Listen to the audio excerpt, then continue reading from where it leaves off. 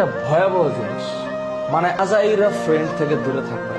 Lifeless কিছু পোলাপান আছে যাদের কথাবার্তার মধ্যে এই বন্ধু জানাস ওই হয়েছে সেই হয়েছে, কার জীবনে কি হয়েছে, নিজের জীবনের খবর নাই, নিজের ঘরের খবর নাই, নিজের লেখাপড়া ঠিক নাই, আছে খালি চল চল এটা করি সেটা করি এই সেই।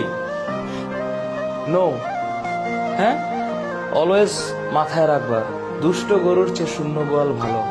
জীবনে অযাচিত ফ্রেন্ডের দরকার নেই। কোনো ফ্রেন্ড না থাকলে একাই 100।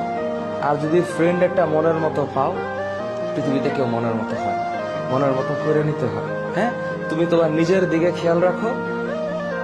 বাই চান্স তোমার যদি ফ্রেন্ড কন্টিনিউ করার বা ফ্রেন্ডশিপ বজায় রাখার ক্ষমতা থাকে, অটোমেটিক তোমার লাইফের সাথে কিছু মানুষ জুড়ে যাবে। ভালো ফ্রেন্ড হচ্ছে জীবনের জন্য একটা ব্লেসিং। যদি না থাকে কষ্ট পাও না, যদি থাকে আলহামদুলিল্লাহ। কিন্তু আইডেন্টিফাই করে অসৎ সঙ্গ যেন না থাকে।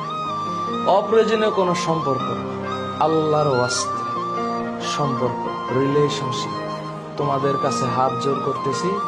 হ্যাঁ, এখন মনে করো যে হরমোনাল যে বাড়ি, কত কিছু যে ভালো লাগবে না, আহা হা, দেখলেই ভালো লাগে। ওয়াও, এমন করে তাকাইছে ভালো লেগেছে, ওইভাবে হাসি দিয়েছে ভালো লেগেছে, ভালো জিনিস ভালো।